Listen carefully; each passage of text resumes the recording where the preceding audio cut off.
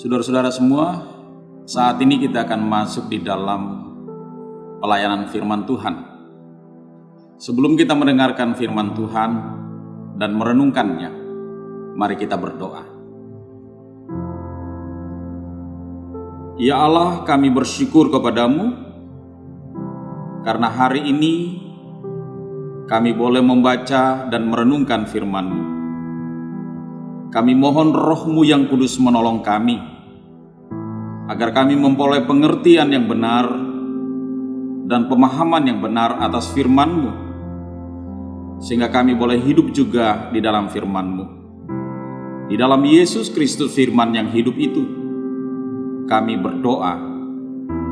Amin. Firman Tuhan hari ini dari Markus pasal 14 ayat 3 sampai 9. Demikian firman Tuhan. Ketika Yesus berada di Betania, di rumah Simon si Kusta, dan sedang duduk makan, datanglah seorang perempuan membawa suatu buli-buli pualam berisi minyak narwastu murni yang mahal harganya. Setelah dipecahkannya leher buli-buli itu, dicurahkannya minyak itu ke atas kepala Yesus. Ada orang yang menjadi gusar dan berkata seorang kepada yang lain, "Untuk apa pemborosan minyak narwastu ini? Sebab minyak ini dapat dijual 300 dinar lebih, dan uangnya dapat diberikan kepada orang-orang miskin." Lalu mereka memarahi perempuan itu. Tapi Yesus berkata, "Biarkanlah dia. Mengapa kamu menyusahkan dia? Ia telah melakukan suatu perbuatan yang baik padaku. Karena orang-orang miskin selalu ada padamu, dan kamu dapat menolong mereka bila mana kamu menghendakinya. Tapi aku tidak akan selalu bersama-sama kamu." Ia telah melakukan apa yang dapat dilakukannya. Tubuhku telah diminyakinya sebagai persiapan untuk menguburkanku. Aku berkata kepadamu, sesungguhnya di mana saja Injil diberitakan di seluruh dunia, apa yang dilakukannya ini akan disebut juga untuk mengingat dia. Yang berbahagia ialah mereka yang mendengarkan firman Allah dan melakukannya di dalam kehidupannya setiap hari. Hosiana. Saudara-saudara yang dikasihi Tuhan, introitus kita pada saat ini berkata demikian: Anak manusia harus ditinggikan, supaya setiap orang yang percaya kepadanya beroleh hidup yang kekal. Firman Tuhan ini diawali oleh kalimat, dan sama seperti Musa meninggikan ular di padang gurun. Hal ini mengingatkan kita pada suatu peristiwa di dalam Bilangan pasal 21 ayat 4-9. Saat perjalanan umat Allah keluar dari Mesir menuju tanah perjanjian, pada waktu itu mereka melawan Musa, yang artinya melawan Allah. Karena penderitaan yang mereka alami, seperti makanan dan air yang susah, serta perjalanan yang sangat melelahkan. Sebab itu Tuhan menyuruh ular-ular tedung memagut mereka dan banyak yang mati. Peristiwa ini membuat umat Allah datang kepada Musa, mengakui dosa perlawanan kepada Tuhan dan hambanya Musa. Saudara, akhirnya Tuhan menyuruh Musa membuat ular tedung dan menaruhnya pada sebuah tiang. Dan Musa melakukan seperti yang diperintahkan Tuhan dengan membuat ular tedung dari tembaga dan menaruhnya pada sebuah tiang. Dan setiap orang yang dipagut ular dan memandang kepada ular tembaga itu, ia tetap hidup. Saudara-saudara, firman ini yang terhubung dengan introitus kita, tentunya terhubung juga dengan bacaan firman Tuhan untuk kita renungkan bersama-sama dalam pembukaan Pekan Paskah 2020 ini, yaitu Markus pasal 14 ayat 3-9 yang telah kita baca tadi, yang dimana sebelum perikop bacaan ini didahului oleh rencana pembunuhan terhadap Yesus pada Markus pasal 14 ayat 1-2. Dan kita tahu bagaimana Yesus akhirnya mati di kayu salib. Saudara, sungguh menarik untuk kita merenungkan bagaimana mereka yang menyalibkan Yesus akhirnya meninggikan dia lewat kayu atau tiang salib. Adalah suatu perendahan dan penghinaan. Bagi mereka yang merencanakan pembunuhan ini, di dalam benak mereka adalah suatu perendahan dan penghinaan. Karena kita tahu pada saat itu orang yang disalibkan adalah orang yang mempunyai perbuatan yang sangat jahat. Tetapi saudara-saudara, dari pihak Allah dan bagi orang percaya kepada Yesus Kristus, penyaliban itu adalah tanda dimuliakannya Yesus Kristus dan menjadi jaminan hidup yang kekal. Mengapa saudara? Sebab salib adalah lambang kesetiaan dan ketaatan Yesus kepada Bapanya. Di dalam Filipi 2 ayat 8-9 dikatakan demikian. Dan dalam keadaan sebagai manusia, ia telah merendahkan dirinya dan taat sampai mati, bahkan sampai mati di kayu salib. Itulah sebabnya Allah sangat meninggikan dia dan mengaruniakan kepadanya nama di atas segala nama. Salib juga merupakan wujud doa Yesus, jadilah kehendakmu dan bukan kehendakku. Saudara-saudara, ketaatan dan kesetiaan Yesus melewati jalan sengsara, jalan salib, dan maut yang terjadi baginya. Dan Yesus mau mati bagi dosa kita, serta kerelaannya mengikuti kehendak Bapa sebagai perwujudan dari kasih Allah, dan menjadikan setiap orang yang memandang dan percaya penebusan Allah kepada Yesus Kristus yang mati di kayu salib akan memperoleh kehidupan yang kekal. Saudara semua yang dikasihi Tuhan, untuk memasuki perenungan kita saat ini dengan firman Allah yang telah kita baca tadi, saya ingin mengajak untuk menyimak cerita bermakna ini yang pernah diceritakan oleh seorang hamba Tuhan di jemaatnya di sini.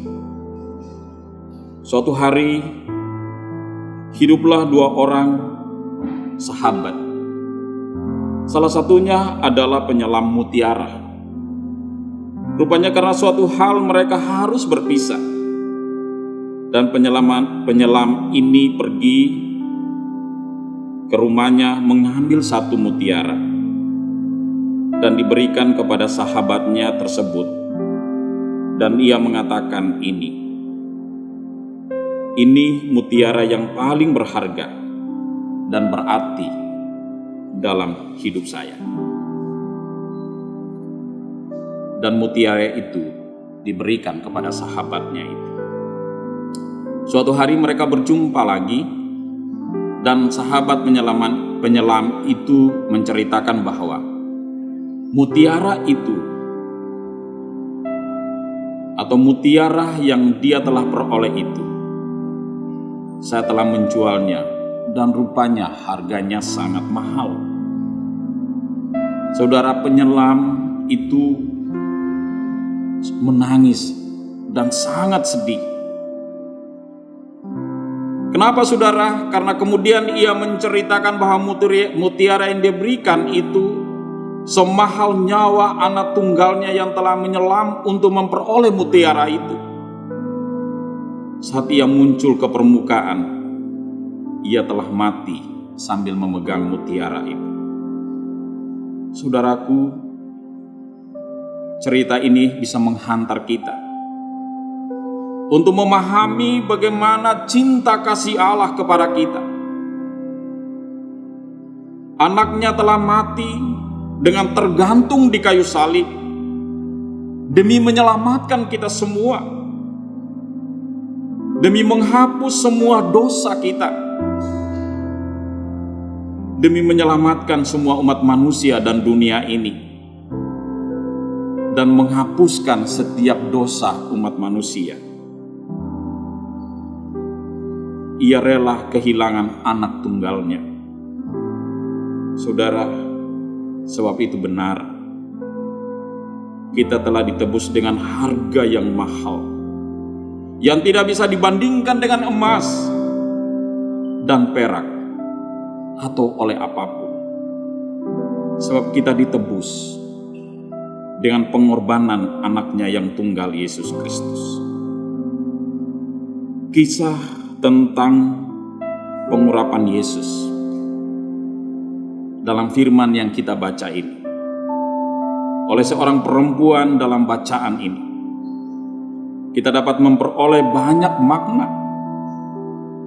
untuk membangun iman kita. Tapi saat ini saya hanya mengajak kita untuk merenungkan beberapa hal. Saudara-saudara, yang pertama, dengan segala keberadaan dan kekurangan perempuan ini, tapi ia telah berusaha memberi yang terbaik bagi Yesus, karena ia tahu Yesus telah memberi yang terbaik baginya. Karena sesungguhnya dalam kitab Lukas pasal 7 ayat 37 sampai 38, ia dikenal sebagai perempuan yang berdosa. Besar kemungkinan saudara-saudara, oleh karena Tuhan Yesus hidupnya dipulihkan dan hidupnya menjadi berarti. Ia berani menjumpai Kristus di tengah-tengah orang banyak yang kita tahu pada saat itu Yesus lagi makan bersama di rumah orang Farisi itu. Saudara, dan lebih menarik lagi, Yesus mengatakan bahwa perbuatan perempuan ini akan selalu dikenang dimanapun Injil diberitakan. Saya mengajak untuk kita belajar dari kisah ini atau firman ini. Marilah kita terus-menerus berusaha memberi yang terbaik bagi Allah. Marilah terus-menerus kita berusaha melakukan yang terbaik dalam kehidupan ini, dengan tujuan hanya demi kemuliaan Allah saja. marilah kita melakukan perbuatan-perbuatan baik kita kepada siapapun tanpa memandang muka, tanpa melihat siapa mereka. Sekaligus kita melakukan kebaikan-kebaikan itu kepada siapapun tanpa pernah berharap untuk mendapatkan balasan. Ingatlah, demi kasih Allah kepada kita,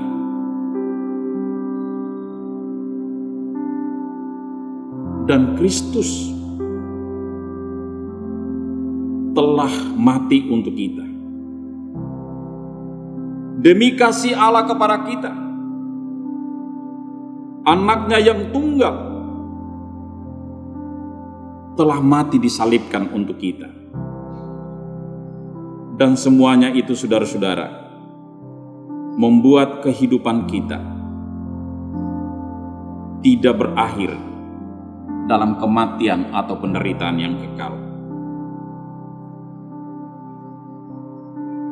Pengorbanan Kristus di kayu salib itu telah memberikan kita jaminan kehidupan yang kekal. Yang kedua, dari firman Tuhan ini, kita memperhatikan perkataan Yesus. Orang-orang miskin ada padamu, dan kamu dapat menolong mereka. Ini tentunya mengandung pesan agar kita dapat menyatakan kasih Yesus melalui kita yang beriman kepadanya. Sebab kita pasti sangat mengerti bahwa hidup dan keselamatan adalah anugerah di dalam Tuhan Yesus Kristus. Artinya, saudara-saudaraku yang dikasihi oleh Tuhan, dengan pemahaman yang kita telah memahaminya atas anugerah kehidupan yang kita terima di dalam Kristus setiap saat, dan bagaimana kita memahami keselamatan itu adalah anugerah, kiranya menjadi pendorong bagi kita untuk melakukan kebaikan-kebaikan untuk menolong orang-orang susah yang ada di sekitar kita. Dan sepertinya firman Tuhan ini sangat relevan dengan situasi kita saat ini. Akibat wabah virus corona yang sedang kita hadapi bersama, banyak orang yang kehilangan pekerjaan. Dengan mereka kehilangan pekerjaan, mereka menjadi susah. Banyak orang yang mengalami penderitaan karena situasi ini. Banyak orang yang kehilangan orang-orang yang mereka kasihi. Banyak orang yang mengalami kesedihan yang mendalam. Saudara-saudara yang dikasihi oleh Tuhan, kita tahu bahwa virus corona ini begitu membahayakan, saudara-saudara. Dan rupanya banyak orang yang rentan terhadap virus ini.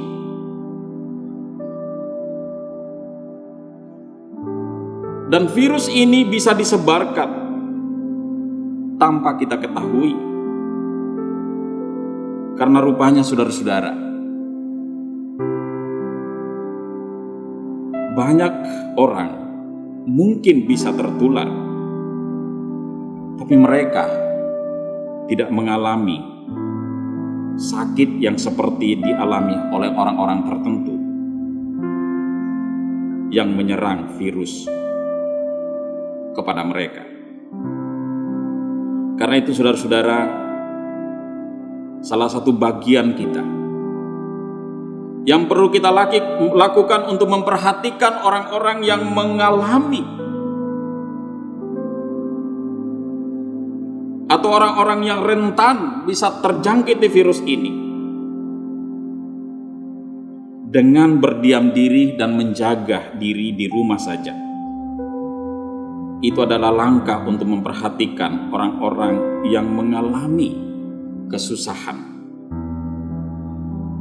Saudaraku yang dikasihi oleh Tuhan, baiklah kita menjaga diri kita. Dengan menjaga diri kita, kita menjaga orang lain. Itu bagian dari ekspresi bagi kita seperti yang dikatakan oleh Kristus, memperhatikan orang-orang yang berada di dalam kemiskinan atau di dalam kesusahan. Dalam konteks ini kita memperhatikan orang-orang yang rentan terhadap virus ini. Karena itu mari kita mengambil peran untuk mengendalikan diri kita dengan berdiam diri di rumah saja. Akhirnya saudara-saudara, marilah kita berusaha untuk hidup dengan baik, agar selalu kita dikenang oleh orang lain karena kebaikan kita. Dan marilah kita melakukan kebaikan dengan motivasi yang benar. Artinya, berbuat baik karena kita mengerti hidup ini adalah semata-mata karena kasih karunia Allah. Karena kita telah mengerti bahwa hidup yang kekal sudah kita terima dari pengorbanan Kristus di kayu salib. Karena kita telah mengerti bahwa keselamatan yang kita terima di dalam Yesus Kristus itu adalah cuma-cuma. Dan kita harus mewujudkannya di dalam kehidupan kita setiap saat. Dengan melakukan kebaikan, kita berbuat baik karena kita telah beroleh hidup yang kekal, bukan untuk memperoleh hidup yang kekal. Selamat memasuki Pekan Paskah 2020. Tuhan Yesus memberkati. Amin.